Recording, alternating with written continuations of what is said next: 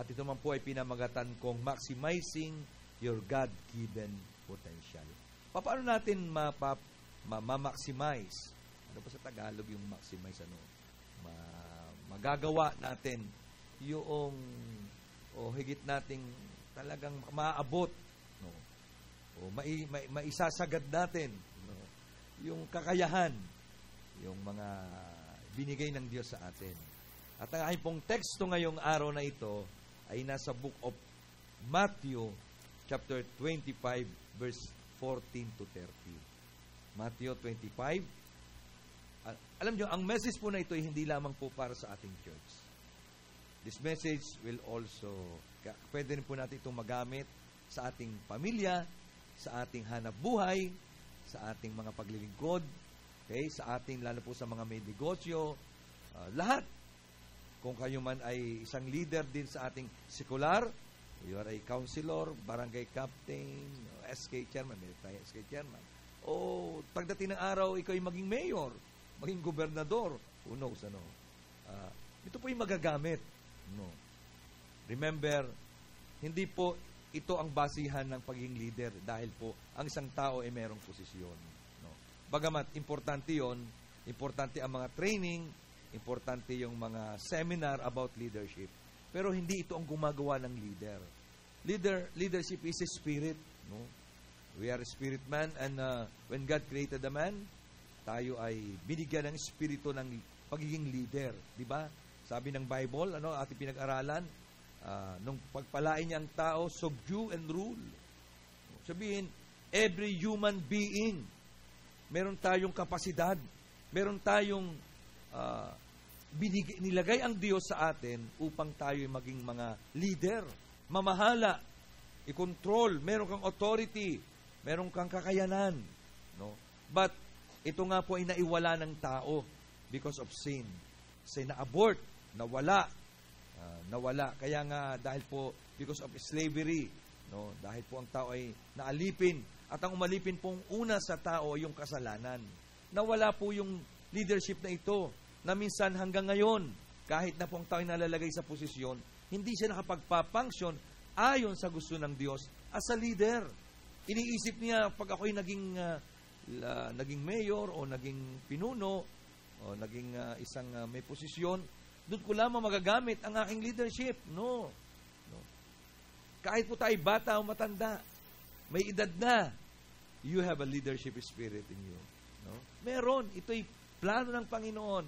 And God want to restore everything sa pamamagitan ni Jesus Christ. Ibinabalik niya ang lahat ng bagay, kasama po yung pagiging leader natin. Hindi mo kailangan ikaw ay pastor o meron kang hinahawakang posisyon. Para magamit mo ang iyong leadership spirit. No? One thing na kailangan po lang natin gawin ay you must carry the vision. Sabi nga ng Habakkuk chapter 2 verse 2. If you carry the vision, you know how to run for it. No? Run on it. You carry the vision. That's the problem why many Christians, I'm talking about Christians or believers, bakit po nawawala sila? No, they start with fire, they start with passion, pero bakit nawawala? Because they don't carry the vision. No. Meron tayong tinatawag na generic vision ng lahat. At nais natin tayo lahat ay lumago, mag-matured, magawa natin but meron tayong tinatawag na binibigay na vision ng Diyos as a corporate vision in our church, as a church. Pero bakit po yung iba'y nawawala? Ito po yung nangyayari kapag hindi carry ng isang tao ang vision. Because of any circumstances. Wala pong pinipili. Hindi po kasalanan ang isang lingkod ng Diyos o ang isang Kristiyano ay mag-asawa. No? Hindi yan hadlang upang hindi ka makapaglingkod. Sabi ng iba, naku, pag nag-asawa na, magbabago na. No. Hindi hadlang ikaw magkaroon ng anak. No?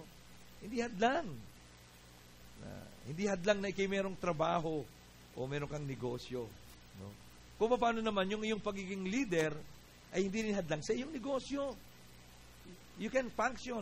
Pwede mong magamit ang lahat ng bagay. But yun po yung maling notion na inilalagay sa atin na hindi mo pwede ikang pagsabayin yung Tandaan po natin, lalo na sa panahon ngayon, multitask. Di ba? Mga tao ngayon, multitask.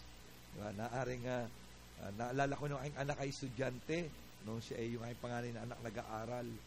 At glory to God, nakapasa naman siya pati sa board exam. Pero siya nag-aaral, siyempre mayroon akong doubt, paano ba ito makatatapos? Abay, habang nag-aaral daw siya, abay bukas ang laptop, bukas ang computer. No, computer sa kwarto yata nila. Meron doon computer, bukas ang YouTube. Tapos minsan may hawak pang gitara.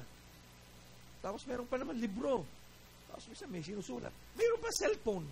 Nung hindi pa nga po uso yung dipahid na cellphone, yung mga smartphone, no? Dipahid pinapahid na gano'n. Hindi pa uso nun. Nakapag-text nga siya, paalang ang gamit naroon na cellphone no? Naalala ko na si GI, narito ba si GI? Hindi siya makatext na hindi mag-text. Kahit nasa sa bulsa, bawal mag-cellphone. Sabi, bawal mag-cellphone habang may service. Nasa bulsa, nakakapag-text. Babasahin, may nag-text, ilalagay sa bulsa ang cellphone. Nakasasagot sa ulado ang keypad ngayon, hindi mo pwede yung masyadong gawin dahil iba na, no? Screen na, no? Touch screen na ngayon. So, pero nagagawa niyang sabay-sabay. No? Yung iba nga, nakakapag-text pa rin sa girlfriend. No? So, why? Because of Di katulad nung una. Di ba? No? Pag ang estudyante nung nag-aaral, napukod pa yan, napunta pa sa likod ng bahay, sa ilalim ng puno ng chiko, kung ano mang merong puno doon. Pagkatapos nag-aaral, sabihin pa sa kanyang inay, huwag niyo po akong papaba. Kung may naghahanap sa akin, mamaya na ho. Ako may exam bukas, mag-aaral. Huwag aabalahin. Ultimo kahol ng aso, pinagagalitan dahil maabalang pag-aaral. No? But now it's different. No? Makikita natin. Minsan, nagte-text. Bagamat hindi man magandang ugaliin habang kumakain ka, gumagamit ng cellphone. Pero, yung iba, lalo na nga po pag naroon pa sa ibang bansa, kukwento sa akin, habang nagmamaneho ay kaya nga nauso yung drive-thru Ito ay para doon sa mga taong sobrang busy, wala nang panahon para makapag-almusal, dadaan lang ng drive-thru, kumakain habang nagmamaneho. Lalo na po sa mga bansa na malalayo yung travel nila at ang mga kalye nila doon ay sobrang straight. Minsan hindi naman ganun kadelikado. Basta huwag ka lang aalis sa yung lane. Hindi po katulad dito, dito kailangan mo alerto ka talaga. Maingat ka na, nababangga ka pa dahil hindi maingat ang iyong kasunod o ang iyong kasalubong. So, ang tawag po doon, multitask. Sabihin, nagagawa mo ng sabay-sabay ang maraming bagay. Ang tawag doon, multitask. But doon, it's different. But now, nagulat tayo ngayon. Para din pong cellphone yan, para din yung computer. Di ba ang computer natin, multitask? Bisan ang dami mong windows na ibinubuksan. Sabihin, nag-open ka lalo na po sa computer, sa smartphone, medyo mahirap ang gawin yan. Pero sa computer, pwedeng may bukas kang Words, may bukas kang PowerPoint, may bukas kang YouTube, may sa website ka, bukas ang iyong Google account, bukas pang iyong Instagram, lahat nagagamit mo. Hindi naman sabay-sabay, pero lahat. Meron pa siyang mga feature ang mga application ngayon. Pag isinend mo sa Instagram, automatic pupunta na rin sa iyong Facebook. Tama ba? Meron mga ganon? Yung cellphone may ganon. Yung hindi ko lang alam sa inyo. Di ba may mga ganon? Di ba? So, bakit po ang tao nagiging multitask? Bakit po ito? Hinayaan ng Diyos. Siyempre, pinapagaan. Pinapabilis. Hindi man pinapagaan. Pinabibilis yung ating mga trabaho. Di ba? Kaya nga may mga computer.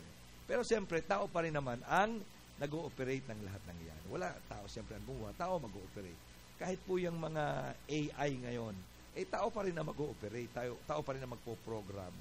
Tao pa rin ang kailangan gumawa. At kailangan marunong kang gumamit. Pero, kung ang mga bagay na yan, kahit na may cellphone, kahit pa high-end ang iyong computer, kung hindi mo naman nagagamit, ang computer ginagamit mo lang pang-type, parang basic lang, pang-kwenta, pang-Excel, hindi alam na iba yung mga sinasabi ko, lalo na yung mga edad na. Yung Excel po kasi, ang tawag ng iba, spreadsheet. Ano ba ibang tawag sa Excel pa? Spreadsheet, Excel, ano ba man itong tawag? May pa ba man tawag? Hindi ko alam. Alam mo yun naman nag-uopisina. Yung kasi pong Excel, para karagdagan lang kaalaman. Yan ho, ilalagay mo lamang, i-encode, o ilalagay mo lamang yung mga halimbawa, kung anong formula, kung i-multiply, i-add mo lang. Pag yan ay in-encode mo na o inilagay mo na yung mga detalye, siya na magkukwenta ng lahat. Halimbawa, naka-Excel ang iyong, katulad halimbawa ng ating pagawain. Hindi ako kasi marunong gumamit ng Excel. Yung aking tiyo marunong gumamit. Ilalagay mo lamang ang mga nagastos sa labor, sa materials, sa lahat. Bahala na Excel mag-compute. Ilalagay mo lang yung mga formula. Sasabihin na niya doon, ilang percentage na materials, ilang percentage na ang labor, o magkano ba ang aabuti itong budget kung matatapos na, everything sasabihin na ng computer mo. So, ang tawag doon, nagagawa yan doon sa Excel. No? Bagamat hindi ako masyadong marunong gumamit noon. Ako ay pang words lang at PowerPoint. Yun ang ginagamit. Okay, yung words, parang typing lang yun nung una makinilya. No? Ang kaibahan lang ng words, hindi na kayo mag-erasure pa nagkamali. Doon na muna, bago mo i-print, pwede mo nang ayusin. Pwede mo nang i-check. Ang kagandahan pa po ngayon, may mga pang-check pa ng grammar kung tama ba ang pagkaka-construct mo ng pangungusap o ng sentence. Hindi ka na mahirapan. Kaya dati gagamit ka pa ng mga, papakita pa siya ng sekretary kung okay na to. Ngayon, ang dami ng template. Ibig sabihin, mga sample na papalitan mo na lamang yung ilang mga detalye na para sa'yo. So, ganun po yung panahon natin. Okay? Yung iba hindi pa rin mo naintindihan. Ano? But, okay, naintindihan ko kayo. Kahit hindi nyo naintindihan ang mga pinagdadadarsya. So, ibig sabihin, yun na po yung ating panahon. Higit pa diyan. Yung iba, mas marami pa pong technology na alam. Higit pa po diyan. Pero, kung hindi po natin alam yung mga principles at yung mga pamamaraan, paano ito gamitin, manatiling isang basic lamang yung ating cellphone o computer. Kasi hindi mo alam paano i-maximize ang gamit nito. Tama ba? Ganon din po sa atin. Tayo pong tao, katulad din tayo ng computer. Inilagay na ng Diyos ang lahat na kaya mong gawin. Ililagay na eh. So ano po bang ibig sabihin ng potential? So ang potential ay, ito yung mga kakayahan na hindi mo pa nagagamit. Meron kang kakayahan, kaya lang hindi mo ginagamit. At lahat tayo may potential pa. Kung mo sabihin, may edad na ako, no. Kaya mo pa eh. Kaya lang dalawang bagay. Either natatakot kang subukan o ayaw mong subukan. Yung iba kasi natatakot, baka magkamali. Sino naman taong hindi nagkakamali? Maniwala at siya, hindi ako hoy, marami nang nasirang cellphone, marami nang nasirang computer, marami nang nasirang laptop, sa kasusubong ano-ano. Siguro, madami na bago, hanggang ngayon po ay, hindi na naman ako nakasisira, pero hanggang ngayon po ay nag-aaral pa rin. So, ito po yung mga nakaimbak o nakatagong kapangyarihan na meron ka, hindi mo lang nagagamit. So, God give us potential. Meron kang potensyal. Sabi mo sa iyong katabi, meron pala akong potensyal. Meron. Lahat ng tao may potensyal. Di nga lang natin, kaya mo hindi alam, hindi mo pa sinusubukan, hindi mo pa ginagawa. Naintindihan niyo po ba ang ibig kong sabihin? So, yun po yung potensyal ang ibig sabihin. Hindi natin na-maximize. Ito yung mga tagumpay na hindi mo pa nakakamit dahil hindi mo pa ginagawa. Pero pwede ka magtagumpay. Kaya mo eh. Kaya lang, hindi mo pa nakakamit. Are you with me? Ano ba yung potensyal? Ito yung mga nakatagong talento, hindi mo inilalabas. Sino sa inyong, hindi ko naman napanood, nasa TikTok ko lang nakapanood. Sino sa inyong nakapanood ng concert, kahit sa TikTok lang, kahit maikli lang, ni Gabby Concepcion at Sharon Cuneta. Yung mga di ba, siyempre mga bago yung nauso yung mga Katniel, mga Aldab, mga Don Bell, may nauna na ho, Guy and Pip, pero sumunod yung generation, yung mga Gabby and Sharon.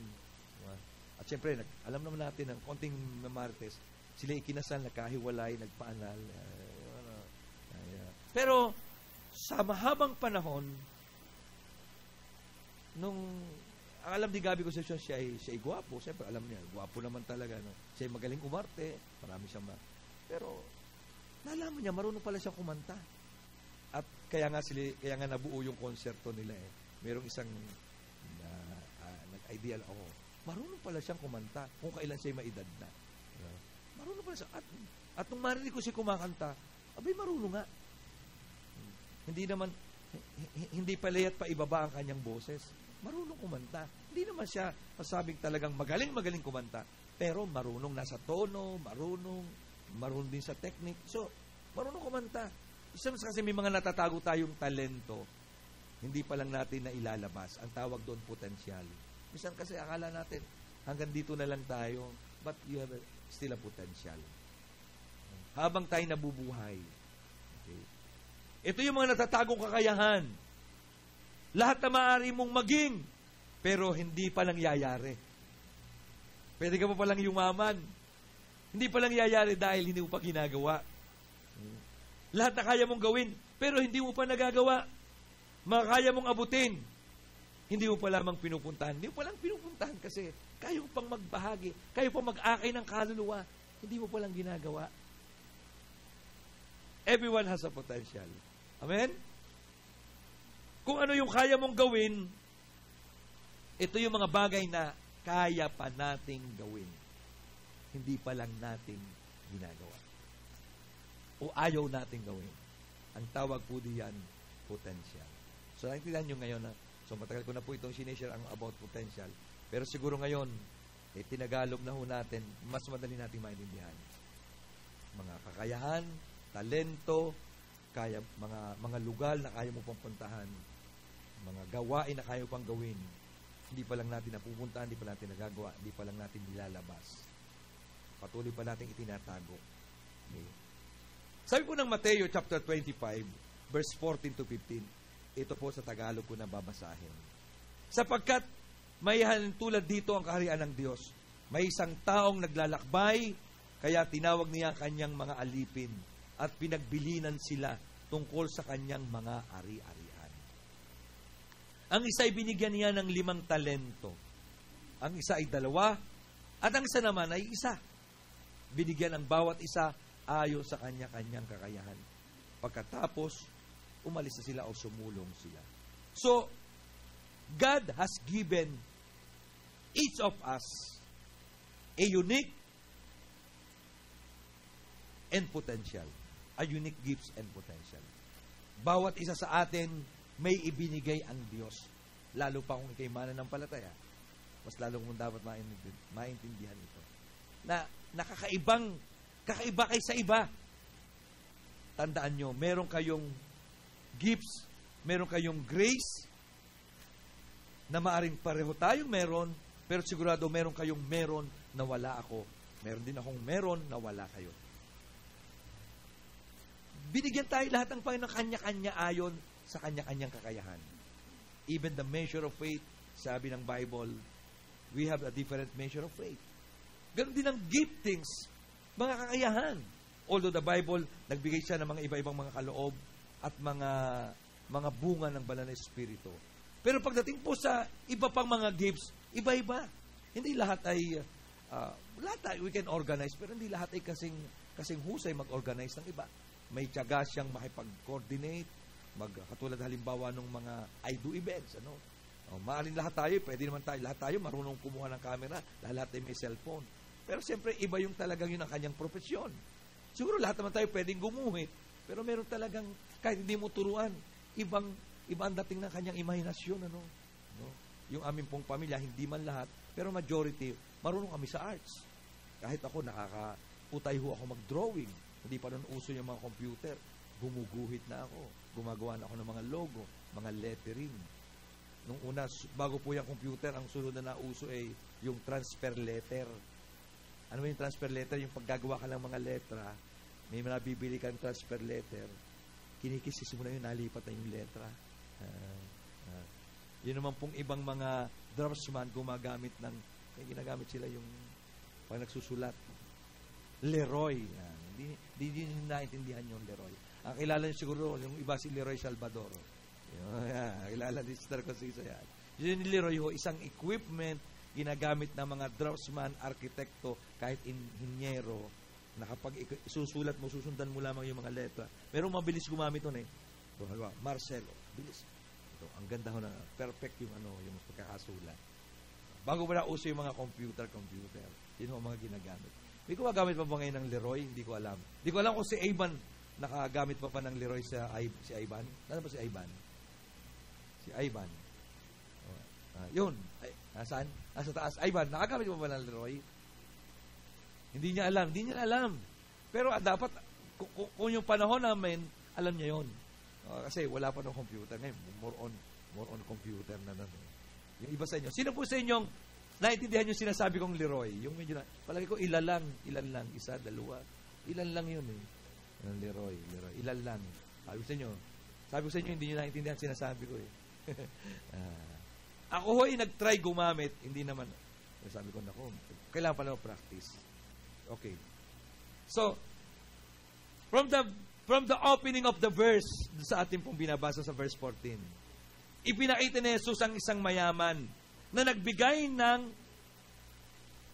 kanya-kanyang kaloob o ipinagtiwala sa kanyang mga alipin. No? At iba-ibang halaga. Diba? Iba-ibang halaga o iba-ibang talento ang kanyang ibinigay. Okay. Ayon sa kani-kaniyang kakayahan. Yung iba sa inyo kayang tumalo ng 3, yung iba 2. Pero ang totoo, kaya naman lahat natin tumalo ng 10. Pero ikaw hanggang 2 lang ang tinatalon mo. Meron naman talagang kaya pang tumalon hanggang 15. Siguro sa push-up, siguro ako, baka pag nakasampu ako ihingal na. Pero yung iba, maaaring kaya yung mag-push up ng kahit 100. Meron namang 2 lamang, meron hindi pa makaisa. So, di ba? Pero at least, iba naman yung pagpupush up ng babae at panlalaki. Yung babae, yung pwede yung nakat yung tuhod na ano. So, kaya, madali lang yun. Siguro kahit 100, kaya ko din doon. Kahit pa sobra pa, ano. So, iba-iba yung kakayahan. But the problem, meron kahit hindi makaisa. Bakit? Kasi hindi niya sinusubukan. Di ba? So, pangalawang bagay gusto ko pong ipansin sa inyo, the term talents, ito po yung nagre-represent hindi lamang po ng currency, o kung ito'y peso, o dollar, o anumang currency, kundi ito'y nagpapakita rin ng unique gifts and potential ng bawat isa. Pag sinabi pong talento ng Bible, hindi lang ito tumutukoy sa pera, o sa ginto, o sa pilak. Tumutukoy dito sa iba-ibang talento o mga kaloob na pinagtiwala sa atin ng Diyos. Iba-ibang pinagtiwala sa atin. Merong marunong magsulat, marunong gumawa ng skate, pero hindi naman siya magaling umarte. Merong magaling mag-direct. No? So, bagamat yan ay pwede pang ma-enhance, ma-develop, mas lalo mapagbuti, pero iba-iba ang talento. No? Marunong mag-coordinate, marunong umawit, tumugtog. No? Yung pagtugtog, natututunan naman yun, pero yung pag-awit, talagang kailangan may gift ka rin eh. Bagamat pwede ka namang lalo mo ma-enhance, pwede ka mag-aaral ng boses, ng singing voice. Yan. Mag-aaral ka lang paano nag-aaral ng paanohin mo yung iyong pag-awit. No? Pwede pag-aralan. Pero iba talaga yung mga may gift sa pag-awit. No? Si Popo, hindi ko narinig umawit eh. Pero si Riz, narinig ko na ho yung umawit. Pero kita mo si Bebe, di ba? Sabi nga ng kanyang mga tita, saan kaya nakakuha si Bebe ng pag-awit? Kasi wala naman ako narinig sa kanilang kumakanta eh. Sister Stella, narinig ko kami ng 2. Pero wala sila. Hindi naman siya sintonado. Pero siya umaawit, huminimig siya. Sumasabay siya. Mahilig siya kasi magpatugtog tuwing umaga eh. Sa amin, pagpunta mo tuwing umaga, madaling araw pa. Nagsasounds na yan kung ano ng sounds. Pero mali, mga praise and worship. Paborito na. Nanuto siya. So, minsan narinig ko, sumasabay-sabay siya. Pero, so, sabihin, it is a gift. At lalo yung nadidevelop habang iyong pinapractice. So, binigyan tayo ng Diyos ng kanya-kanyang unique o kanya-kanyang kaloob at potensyal. Tandaan po natin. Walang tao pong walang gift. Walang tao walang potensyal. Hello? Wala. Lahat tayo meron. Kaya minsan mali po yung inisip na, wala akong kakayanan. No? Lahat merong kakayanan. Lahat merong kaloob. The problem, hindi nga lang natin ginagamit o hindi natin sinusubukan gamitin o bakit hindi ka umuunlad, hindi mo sinusubukan paunlarin. Kaya nga po may mga training. Ang alam ko dito, mayroong workshop every Saturday sa mga musician, sa mga pag-awit. Yan. Yung gusto pa siya yung ma-develop ang pag-awit, pwede kayong umattend. Hindi naman ibig sabihin, pag umattend ka, ikaw agad ay kakanta sa unahan. But you can. No, it's a free. Pumunta ka lang dito. No, makikinig ka, mag-observe, attend ka, pwede. No? So, lahat ng bagay, pwede pa nating mapaunlad, pwede pa nating ma-maximize, pwede pa nating mapaunlad ang anuman meron tayo sa atin. Even yung business mo, Hindi lahat ng ginagawa mo ay agad ay kumikita. No? So, pag sinabing business, dalawa lamang bagay, malugi o tumubo o kumita. No? Pero, sa buhay na ito, wala naman ditong isang taong nagninigosyong laging kumikita. Kahit po yung pinakamayayamang tao sa ibabaw ng mundo, maraming beses din silang nalulugi. Kahit po yung pinakasikat na mga basketballista, mga boksingero, bago sila naging kampyon, kahit si Manny Pacquiao, naranasan muna din nilang mabigo, naranasan nilang tanggihan ng kanilang mga coaches o ng kanilang mga mentor, naranasan nilang maghirap, naranasan sila ding matulog sa lona. Tama ba? Si Manny Pacquiao natulog na ba sa lona? O di ba? Pinatulog siya ni Marquez, sa anong isa yung si Torrey Campo, pinatulog din siya. No? Natalo na rin siya maraming beses. Parang 8 times yata siyang natalo or 6 times or 8 times. Ano? Bago siya naging 8th World Division Champion. Si Michael Jordan, maraming beses ang tinatanggihan sa eskwela nila. Nagta-try out ng basketball. Pero isipin mo, hanggang ngayon wala pang bumibreak ng kanyang record sa paglalaro. Pinakamaghusay. Parang tinatawag ang Diyos ng basketball. Ibig sabihin, pinakamahusay. Wala pa ulit pumapalit. Maring time will come, darating ang time na yon, pero wala pang pumapalit. So, kaya nga, tanda natin, meron tayong kanyang potential at unique gift. Meron kang unique gift. Kailangan mo lang discover yon. No? The problem, ayaw na nilang tuklasin. Ang iba natatakot. Huwag tayong matakot magkamali. Ang taong natatakot magkamali, hindi ka lalago. Hindi ka nalalaki. Di ba? Pag natakot ka magkamali, wala ka nang gagawin. Kasi baka magkamali bumakbang. Baka magkamali. Lahat tayo, at lahat ng tao mayroong tukso sa paligid. Huwag mong katakutan ang tukso. Ang katakutan mo, yung ikay magpadala sa tukso. Diba? Pero yung tukso, kahit si Jesus Christ, tinukso yan. Kailangan mo lang palakasin ang iyong sarili. Di ba? Kailangan mo palakasin ang iyong spirit. Kailangan mo lang i-apply yung mga basic. Kaya nga po, ini-encourage natin yung iba, kung yung matagal na, baka nalilimutan mo na yung basic, pwede kang umattend ng My Faith class. Yes, sa basic. Kasi paano mo ma-enhance ang iyong prayer life, study life, fellowship, everything, maging management ng pera, paano mo ito pangangasiwaan. So, bakit po maraming Kristiyano, isa nawawala? Pag nag-asawa, nawawala. Pag nagkatrabaho, nawawala. Dati, ngayon, uma-attend na lang. Di ba? Still remember yung laging na-illustrate ko ng mga nakaraang mga buwan, yung bang namatay na siya ay nagtuturo sa mga bata, worship leader. Ngayon, nangarap siyang yumaman. Wala namang masamang mangarap na yumaman. Ang problema, napabayaan niya kanyang paglilingkod. Napabayaan niya yung kanyang mga dapat kasaba, bahagi ng kanyang mga priorities. Napapokus. Imagine, paglinggo. Kasi, pero siya, tapat siyang nagbibigay, ha? Doon na lang niya dinadaan.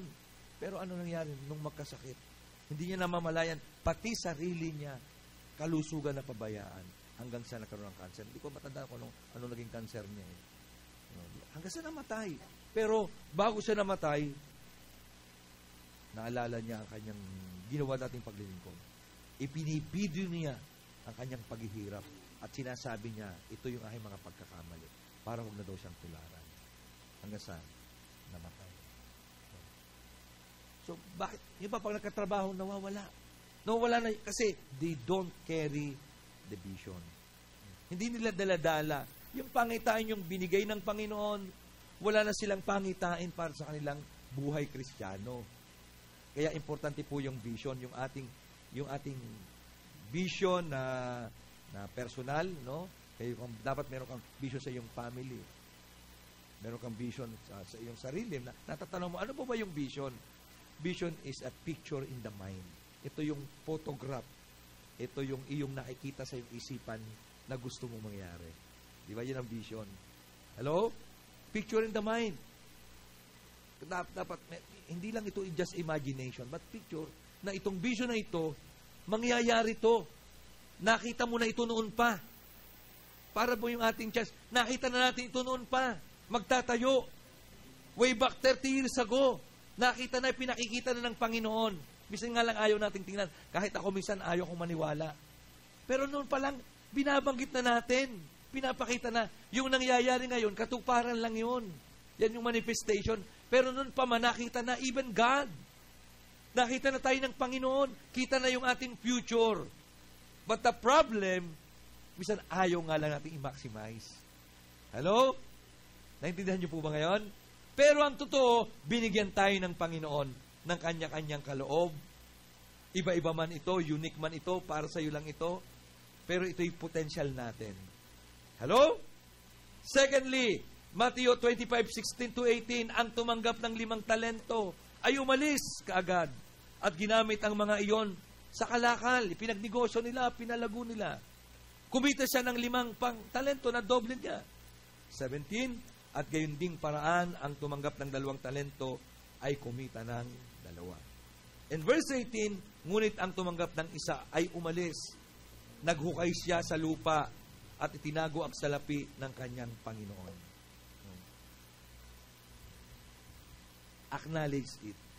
Dapat tanggapin natin o recognize na tayo merong investment ang Diyos. If you put an investment to a certain people, siyempre, kung alaman mo yan ay gastador, bulagsak, ano ba bang tawag iba? Balasuba, sa sakit doon. Ano ba bang mga ibang tawag? Walang paundangan. Aksayado. Waldasero. Yan yung mga salita. Hindi po kayo sinasabi ko, ha?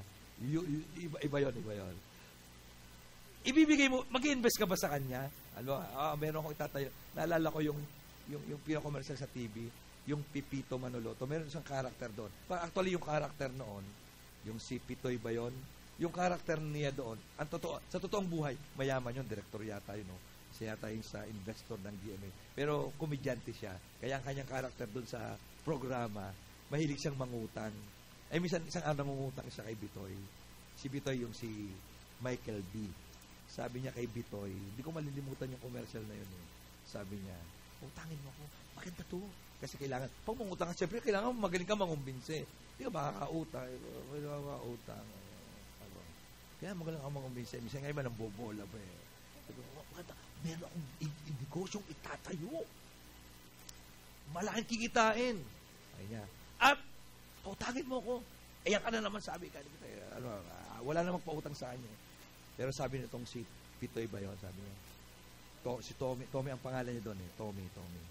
Sabi niya, tangin mo ako. Ano bang sabi, nagtanong yung asawa ni Bitoy, yung si Manilyn Reyes sa buwan naman.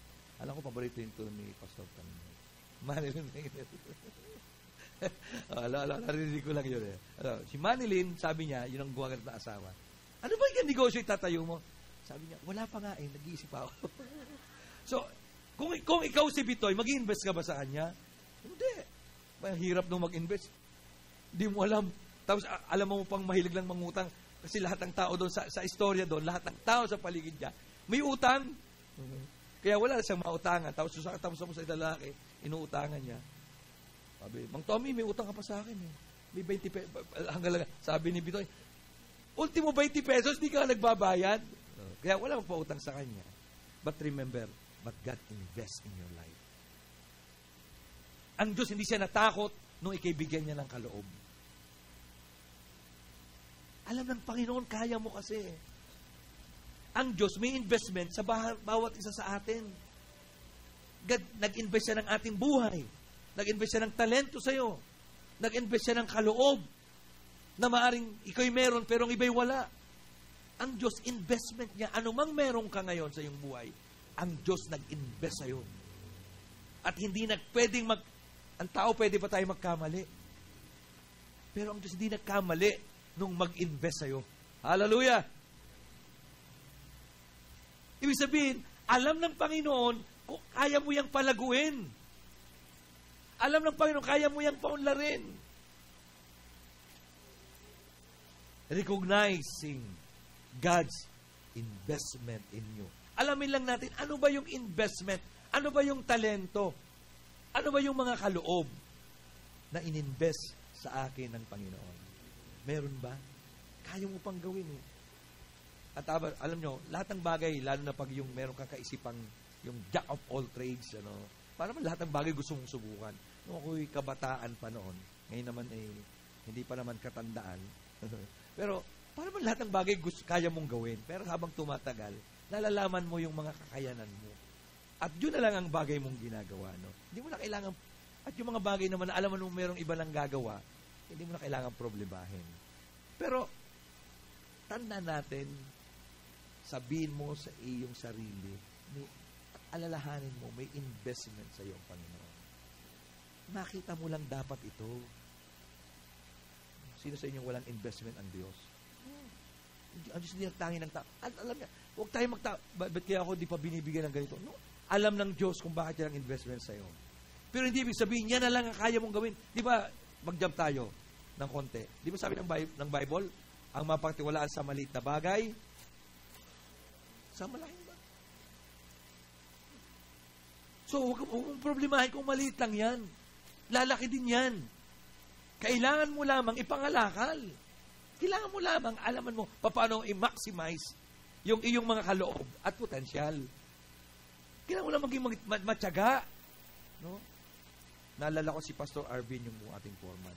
Kinakausap niya mga kabataan ho kasi yung mga halos na trabaho dito. Siyempre, ang foreman naman, bago ka maging foreman, marami ka ng karanasan. Siyempre, mas marami ang karanasan kaysa mga engineer. Bagamat ang engineer, pagdating sa usapang engineero, siyempre, mas marunong siya.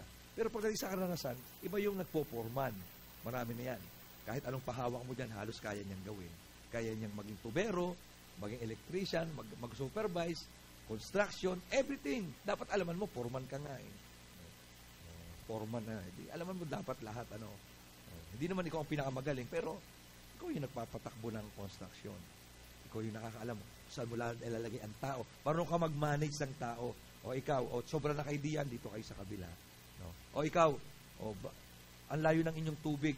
Trabaho ng foreman yan. Oy, ba't ka paalis-alis? Kasi layo na inom. Magdala ka na dyan ng container para hindi ka na paalis-alis. Bago ka makarating sa iyong pupuntan, balik mo, uhaw ka na ulit. So, trabaho din ng foreman yan. Di ba? Kasi hindi lamang yung construction, pati yung paano mo mamaximize ang rotation ng mga tao, ang galaw ng tao, na wala silang sinasayang. Pangalawa, yung sila'y dapat ay safe. Hindi sila nahihirapan ng sobra at hindi mapanganib. Hindi po pwede yung, delikado yan, dapat unahin nyo muna yung itaas. Hindi, okay na ho yan. No, hindi pwede. Hindi pwede kasi pag yan ay naukan yung ilalim, babagsak yan. Pag nabagsakan, nakabaon kayo dyan. So, trabaho rin yan minsan ng foreman. Kailangan marunong ka rin sa safety. No? Lahat ng bagay, sabihin, mauwido. Naintindihan niyo po ba? Pero yung nagtatrabaho dito, maraming kabataan. Siguro, i-average ang edad mga 30 years old. Meron diyang 19, 20, pero mahigit lang 20. Meron pinakamatanda yata 37.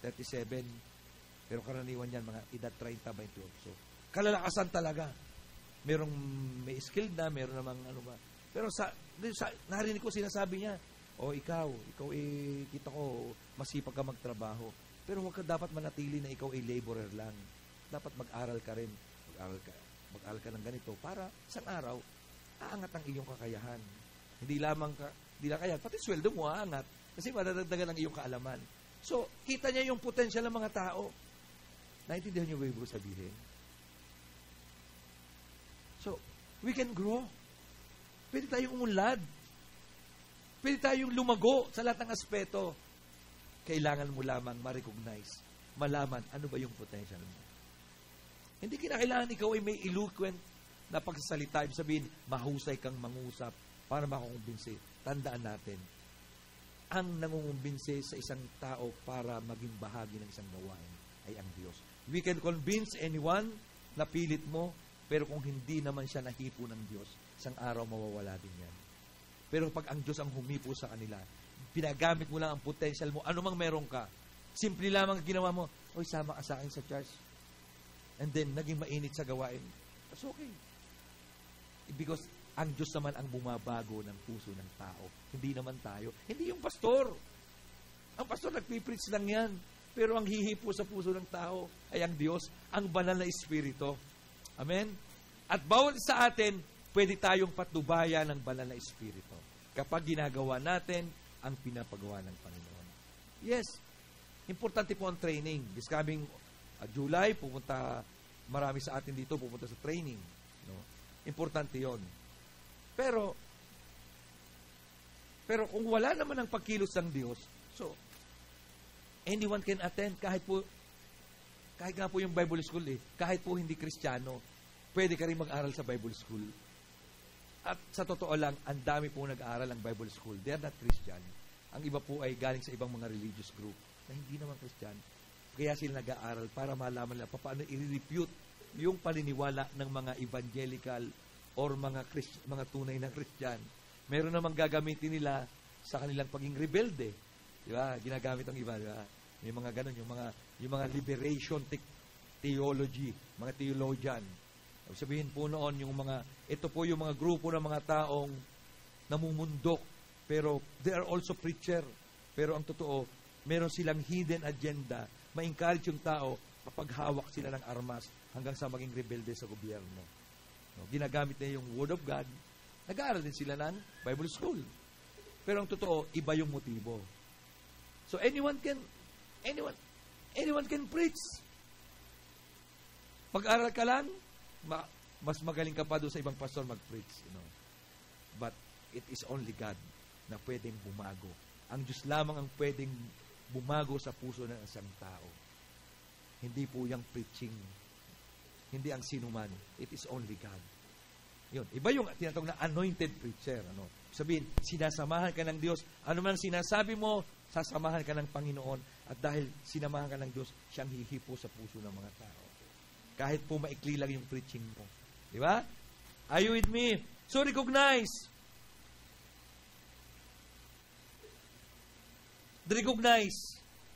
the given talents, God's investment in our life. At ito po ininvest ng Panginoon for us to multiply. Binigay ito sa atin ng Panginoon para tayo lumago, dumami. Ano mang bagay ito, kay negosyo, kay gawain. Kaya po tayo binibigyan ng Panginoon ng mas malaking bahay-sambahan. Siyempre, siya maglalagay. Pero tayo yung binigyan ng potensyal at kakayahan na gumawa. Ibinigay ng Panginoon. Are you with me? Hallelujah. The mirror of God's investment in our life. The diverse talents, yung iba-ibang kaloob, potential, He has uniquely placed within us. So our response, yung atin pong tugon sa investment na ito yung crucial. Ito yung tanong. Hindi yung binigay ng Panginoon because lahat tayo binigyan. Lahat, ang Diyos may investment sa atin. Alin ang crucial part doon? Paano ka tutugon? Your response. Paano ka tutugon doon sa ibinigay ng Diyos? Di ba, sabi po yung isa binigay ng 5,000. Di ba pare-pareho Yung isa ay 2,000. Ang isa ay 1,000. Ang problema, paano ka tutugon? Kaya mo bang palaguin, doblehin ang 5,000? Kaya mo bang doblehin yung 2,000? Kaya mo ba itong palaguin? So, yung tugon. Pangatlong bagay, Mateo chapter 25 verse 19 to 23. Pagkaraan ng mahabang panahon, dumating ang Panginoon ng mga aliping iyon at kanyang inalam kung ano ang nangyari sa kanyang salapi. Bumalik ang Panginoon. Inaalam yung mga ibinigay niyang investment. Nag-invest ako sa iyo dito nag-invest ako ng 5,000, dito 2,000, dito 1,000. Bumalik ang Panginoon. Bumalik yung nag-invest, yung investor. At kanyang inalam kung ano ang nangyari sa kanyang salapi. Ang tumanggap ng 5 talento ay lumapit nagsulit ng 5 pang talento. Sabi, Panginoon, pinagkatiwalaan mo ako ng 5 talento, narito po, kumita ako ng 5 pang talento. 21, sinabi sa kanya ng Panginoon niya, maganda ang ginawa mo. Natuwa. Mahusay at maasahang alipin. Napakatiwalaan ka sa kaunting bagay, kaya pamamalahan kita ng maraming bagay. So, siguro 10 na ibibigay sa sunod o 20 na, no? Then next, maigala ka sa iyong Panginoon. Lumapit din ang tumanggap ng 2 talento at ganoon din. Tumubo ako ng 2, tumubo ako ng 2,000, Doon sa binigay mong 2,000. At ganoon din sinabi na, mabuti, mahusay na alipin, makihati ka rin sa aking kagalakan, napakatiwalaan ka sa maliit na bagay, ngayon, gawin ko na, 5,000 na ngayon ang iyo. So, huwag kayong malungkot kung inyo'y kukunti ang ibinigay. Kasi, alam ng Diyos, darating din ang panahon, kakayanin mo yun. No? The crucial part is your response. Paano ka tumutugon? Are you with me? Job 23. At sinabi sa akin ng Panginoon, maganda ang ginawa mo, mahusay, masahang alipin, napakatiwalaan ka sa kaunting bagay, kaya't pamamalain kita sa maraming bagay. Makigala ka sa iyong Panginoon. It's time to maximize our talents. Maximize natin. Huwag nating hayaan na, kaya nga importante rin po na iningatan natin ating sarili. Kasi maraming tao, namamatay sila o nawawala sa mundo nang wala sa panahon. Sabihin, kaya hindi pa panahon, marami pang pwede pang gawin sana. Hindi na nagawa. Halimbawa, napabayaan mo sarili, nagkasakit ka. So, paano ka pa na yan makapag-work? Paano ka pa mag-design kung ikaw ay nagkasakit na nangangatal, ano? Kung ang trabaho pa na may artist ka, ang hirap nun. So, kaya, importante po na iningatan natin ating sarili. Our response is crucial. Yun po yung paano tayo tutugon? Paano mo kasama yung pag-iingat mo sa iyong sarili? Kasama, kaya mo iningatan sa sarili, hindi na lang para sa iyo. Para magawa mo, ma-maximize mo yung binigay ng Panginoon. Minsan kasi kung para sa atin, malimit na babiolate natin. Lalo na yung New Year's resolution. Kasi nangangako tayo sa atin ng sarili, hindi na ako iinom. Hindi na ako maninigarilyo. Hindi na ako gagawin. Hindi na ako maging gastador. Para sa sarili mo lang. Pero tingnan natin yung pangitain ng Diyos sa iyo. Kalooban ng Diyos, ma-maximize mo yung talent. Para magawa mo, matapos mo ng maayos yung ibinigay na tungkulin na ibinigay ng Diyos. Iba yun. Hindi lang yun makasarili. Kasama na ang iyong sarili. Bahala ang tawag doon. Sino ba sinabi ng Panginoon?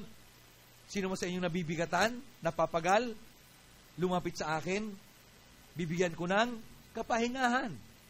Sapagkat magaan ang aking pamatok. So, hindi may ibig sabihin wala ka nang gagawin. Meron ka pa rin burden. Meron ka pa rin dapat gawin. Anong gagawin mo? Yung pangitain ng Diyos. Yung pinapagawa.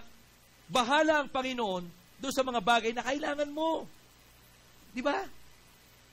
So, wala naman lang lagi na meron. Matthew 6:33. Unahin mo ang kanyang kaharian, ang kanyang katuwiran. Lahat ng bagay na kailangan mo, idadagdag sa iyo.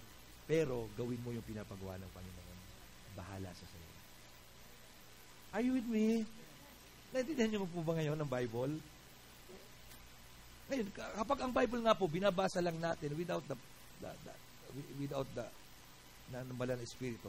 Because, you know, alaman mo ang kalooban ng Panginoon. Hindi ibig sabihin, lahat ng gagawin mo ay perfecto, lahat ng hindi ka na magkakamali. No. Pero ang mahalaga, huwag kang matakot magkamali. Pwede namang manumbalik sa Diyos. Pwede namang magsisi. Pwede nga. Maya-maya nga lang. Pwede nagkamali ka na. Pero lagi namang pong may puwang ang pagbabalik loob. Huwag lamang yung alaman mo ng mali, patuloy mo pang gagawin. Pero minsan meron tayo kasing hangganan. Meron tayong mga monkey sa ating kalooban. Ano ba yung monkey? Yung mga, kasi tayo po'y tao na bagamat binigyan tayo ng bagong espiritu, binabago, pero tayo ay meron pa rin tayong natural na yung pagiging nature natin bilang tao. Yung iba'y magagalitin, mabibiglain, iba'y pride, di ba? Lahat tayo merong ego. No?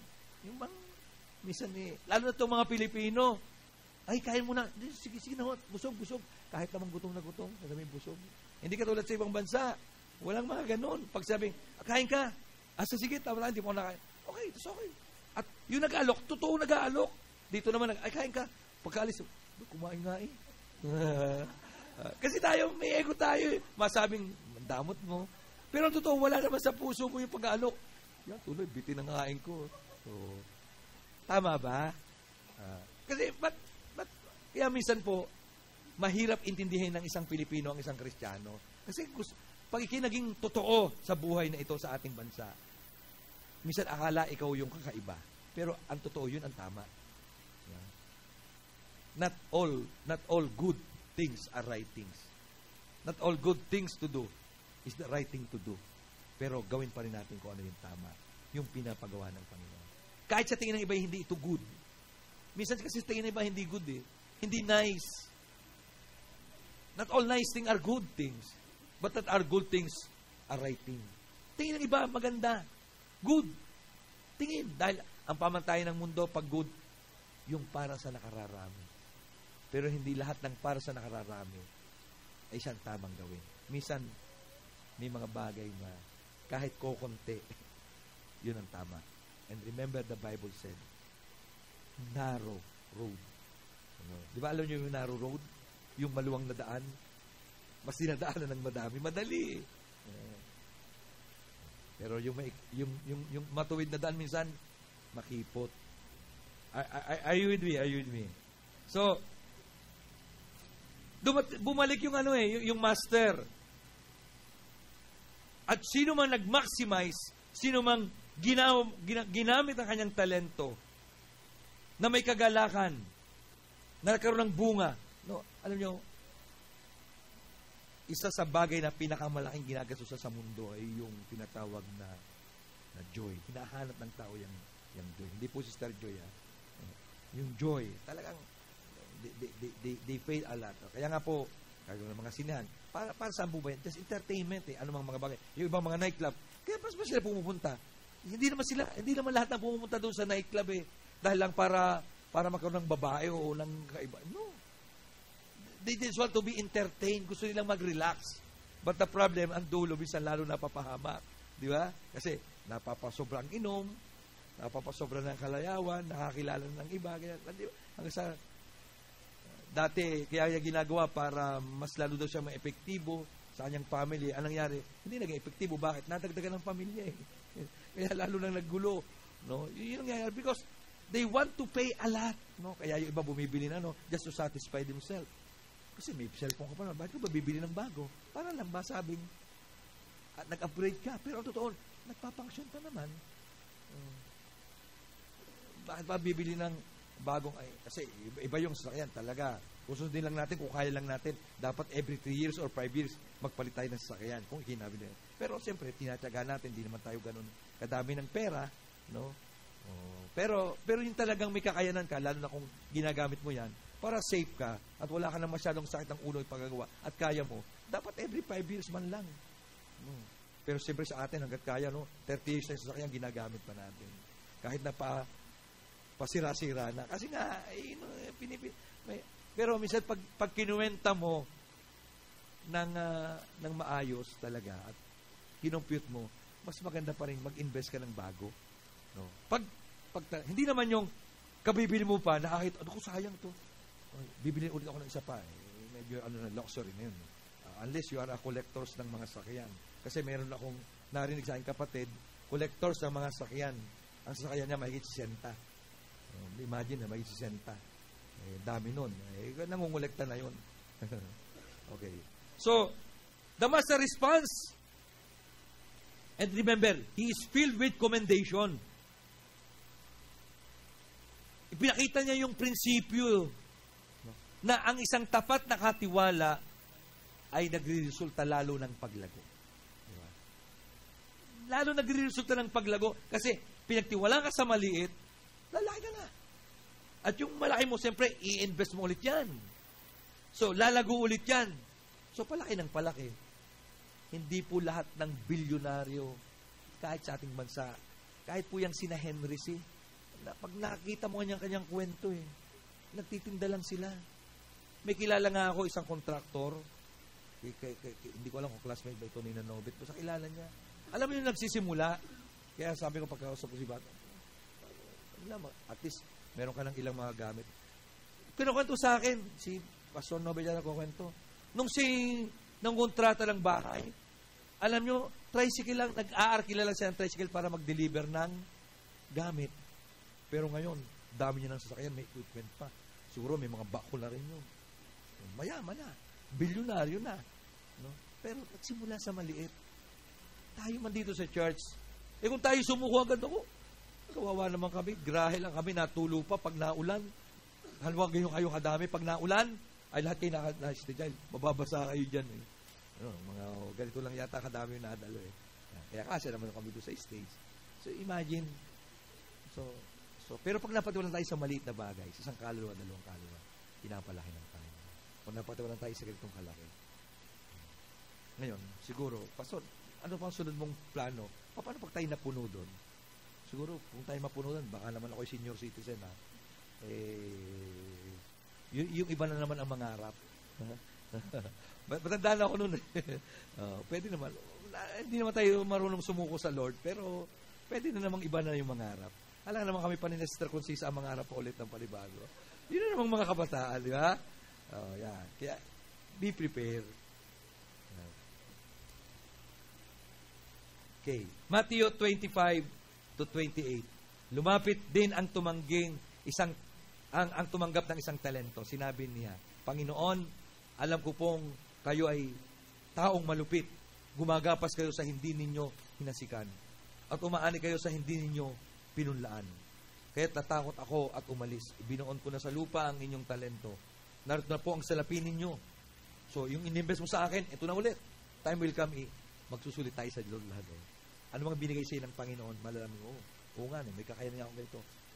Susulit mo yan sa Panginoon. But the problem, dito sa binigyang ito, tinago niya. Kasalanan pala yun. Yung may talento ka tinatago. Kaya yung mga magaganda sa iyong umawit, paggamit nyo na sa Lord. Di ba? Yung mga tinatago nyong talento, hindi lang ito yung currency, kaloob, kakayahan mo, physical na kakayahan mo, ipagamit natin sa Panginoon. Hindi mali ang mag-relax, hindi mali ang nagsisini ka, nanonood ka ng TV, hindi bahagi yan ng buhay natin. Pero binigyan tayo ng Diyos ng kakayahan upang gamitin natin. Masama din naman yung lagi ka lang naroon sa harap ng telebisyon. Lalabo na ang mata, hihina pa ang katawan. Ngayon, pag tayo na edad na, nag-iiba na siyempre, hindi mo na magagawa nung kung ikay kalakasan. Especially sa mga young generation, sa mga young people, sa mga kabataan pa, gawin na natin. Yung pagsasaya, may panahon para dyan. Pero hindi lahat ng oras. Yung lahat ng bagay, may kanya-kanya yung espasyo dapat sa ating buhay. Huwag nating paghahalo-haluin. No? Kasama mo ang asawa mo, kasama mo ang asawa mo. Anak mo, kaibigan mo, may kanya-kanyang space sa ating buhay. Okay? Are you with me? Ngunit sumagot sa kanya ang Panginoon at sinabi sa kanya, napakasama mo. Oh, grabe. Mas mabait pala dito ang mga pastor. Pero grabe dito, sabi, napakasama mo, tamad na alipin. Alam mo palang gumagapas sa hindi ko hinasikan at umaani sa hindi ko pinunlaan. Kung kayo, bakit hindi ninyo inilaga ang aking salapi sa bangko? At ng aking pagbalik, may matanggap ko sana kung ano ang aking kasama ng tubo ninyo. Kahit konti, may tubo. Sometimes ang Diyos hindi naman hinahanapan kang ng malaki. Ang mahalaga lang, makita, merong pag-unlad. Narito ko na ito, malimit, gulong nababanggit. Hindi daw kasalanan. Tama naman yun eh. Hindi kasalanan kung pinakang mahirap. Pero after 70 years, 80 years kang nabuhay sa mundo, namatay kang mahirap pa din, may kasalanan na tayo doon. Hindi mo ginamit kung ano meron kang talento. Hindi kasi ako nabigyan ng pagkakataon makapag-aral. No. Ang dami pong pwedeng gawin. Naalala ko nung bago-bago pa ako. Siyempre, walang work. Wala pa akong alam na trabaho. Bata ako nag-asawa eh. Pero alam niyo ho ba, ang aking ina nagtitinda na may mga tela, yung tela ho ang telang yung mga espampulya. Alam mo ginagawa ko? Kasi may anak na ako, may pamilya na ako. Nag-aaral ako, yun ang pinakaayaw ko sa lahat ng hanap buhay na aking pamilya. Bagamat kami napalinya sa Carmes, pinakaayaw ko yung manahi.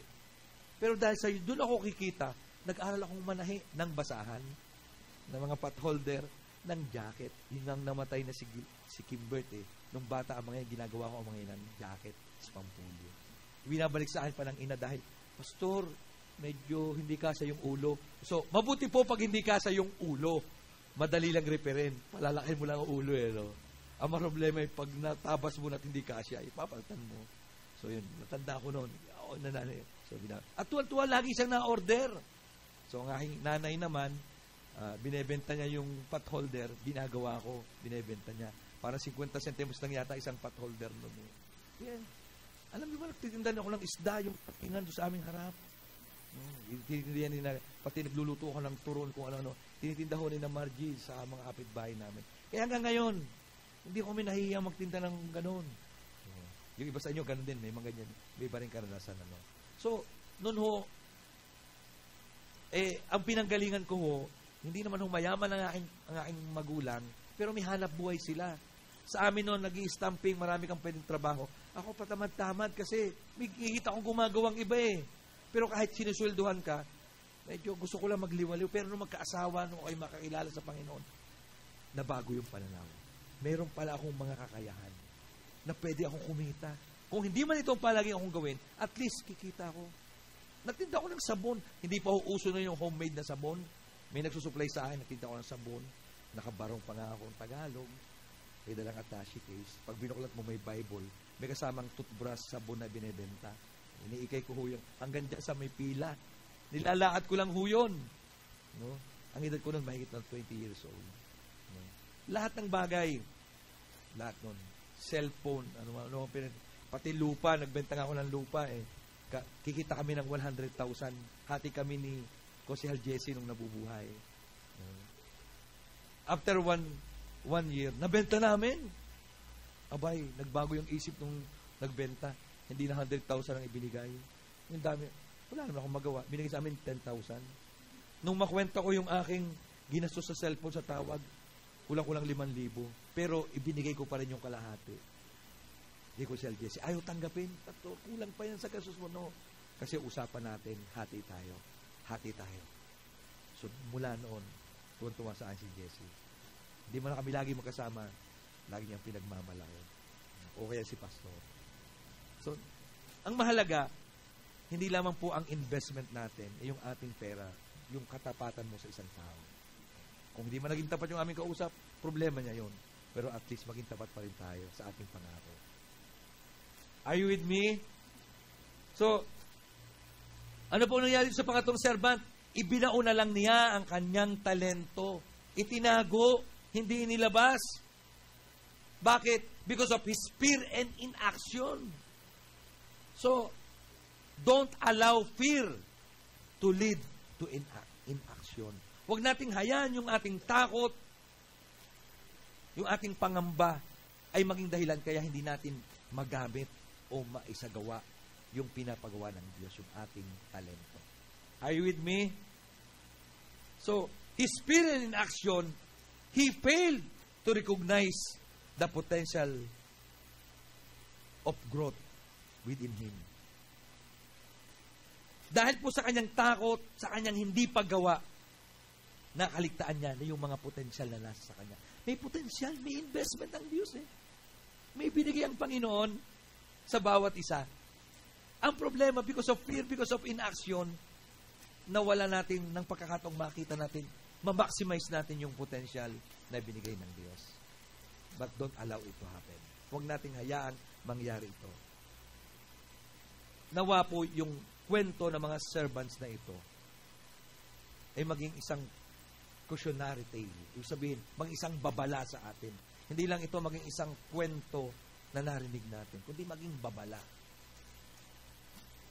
Na dahil po sa ating pagiging natatakot tayo na umalis sa ating comfort zone. No? Gusto natin lagi tayong komportable. Sa buhay na ito, hindi mo pwedeng hanapin lagi kang komportable. Kailangan may pagkakataon na kung ikaw sa oras na ito ay talagang kailangan mong, ibig sabihin, pag nararamdaman mo komportable na, ibig sabihin, gusto ng Diyos iangat ang buhay mo. Another challenge. Kasi alam mo, kung komportable na tayo dito, okay na tayo. Pero bakit ba tayo? Kasi kahit anong pilit ko sa inyo na mag-invite, mag-share pa tayo, mag-ahay ng kaluluwa, saan naman natin ilalagay? Kaya, it's a problem. Kaya kung tayo may mas malaking bahay sa bahay, another challenge. Paano mo pupunuin? At hindi lang pupunuin, paano mo aalaga at tuturuan yung mga tao? Di ba? Talagang extra gawain, extra mile. Do an extra mile in this life. Lagi po daw tumingin doon sa extra mile. Kung gusto, sabi po ng Bible, yung inatasan kang tumakbo ng 1 milya, gawin mong 2. Kailangan laging pong tingnan natin yung nais ng Panginoon. Mapagtiwalaan ka sa maliit na bagay, gusto ng Diyos, pagtiwalaan ka rin sa mas malaking bagay. Are you with me? Palagay ko, kung makukuha niyo po yung message na ito, wala akong makikita ditong mahirap na buhay. Wala akong makikita pong isang Kristiyano na walang ginagawa. Kahit kayo nasa inyong bahay, yung pamilya nyo, hindi man kayo ang pinaka mayamang pamilya, pero gagawin kayong halimbawa ng inyong kapitbahay. Maging modelo ng inyong family. Why? Dahil sasamahan kayo ng Panginoon. Amen? Last but not the least, the inaction has a consequences. Mateo 25:29-30, sapagkat ang sino mang mayroon ay bibigyan pa. At siya'y mananagana, subalit ang wala, pati ang nasa kanya, ay kukunin pa. Yung hindi mo ginamit, tinago mo na lang, kukunin lahat sa iyo. Pero kung ikiginamit mo, meron ka pa, dadagdagan palalo ng Panginoon. At ang walang silbing alipin na ito ay itapon nyo sa labas, doon sa kadiliman. Doon ay magkakaroon ng pagtangis at pagnangalit ng mga ngipin. The master's responses to the third servant carries the weighty truth. Ito po yung totoo. Minsan, pilit man nating alisin sa ating mind na hindi, mabait naman ng Diyos. Pero God operate in His principle. Hindi pwede ng Diyos i-violate ang kanyang prinsipyo. Yes, yung paraan, pwedeng magbago. Yung pamamaraan, yung ways, strategy, pero yung prinsipyo ng Diyos ng kanyang salita, hindi po yan pwedeng magbago. Ano pong consequences? Those who do not maximize their potential risk losing what they have. Merong panganib na mawala pa kung ano ang meron siya. Sometimes, bakit ba nawawala pa sa atin? Kasi, minsan pag in-evaluate natin, yun pala, hindi natin nagamit ng ayos. Kaya, ingatan natin ang ating sarili, ang mga potential ng ating kaloob. Unang-una po ang ating sariling katawan. Minsan, tuwing umaga, tinitingnan ko yung aking tiyan. Pag medyo lumalaki na, nag-aalala na ako eh. Kasi, hindi po dahil sa pagmalaki yan, may problema. Kasi, ramdam ko sa aking sarili, ang tinutukoy ko po sa akin, pag lumalaki na yung aking tummy, bumibigat na ako, malapit na ulit ako magkasakit. Talagang, ang hirap, sasakit ang tuhod, sasakit ang paa, lahat na sasakit. Ganun pala ho, pag tao eh, umidad ka na, no? Lahat. Hindi mo na pwedeng hanapin, kaya kailangan mong ingatan. Kaunting taas lang ng sugar, mahihilo ka na. Kaunting taas ng BP, iba-iba. Hindi ka tulad dati, 160 over 110. Nakatakbo ka pa. Ay, kaya ko to, kaya. Yung pala, hindi pala okay yung ganun. Kasi iba. Nag-iiba ho. Habang tumatagal, yes, maaaring nadagdagan ang responsibility. Pero pwede kang mas pagaanin ng Panginoon. Mas pagaanin ng Diyos. Pero mas dumami naman ang iyong gawain. Kaya gumagaan, hindi dahil sa kaya-kaya mong gawin. Dahil sasamahan ka ng Panginoon. Sasamahan ka. No? Remember, your potential. In action, fear, and lead to missed opportunity. Pag tayo po hindi gumawa, hindi natin i-maximize, nami-miss natin ang maraming mga oportunidad sa ating buhay. Unfulfilled potential. Yung mga hindi natin nagawang potential. Ano pong ini-emphasize dito? Ini-emphasize dito yung importance of active and faithfulness na isang good steward. Yung aktibo at higit na makapagkatiwalaan, katiwala ng Diyos. Always remember, recognize, acknowledge, God invest in our life. Gamitin natin ito. I-maximize natin yung binigay ng Diyos na potential sa ating buhay. Amen? Let's arise. Tayo po'y manalangin. I hope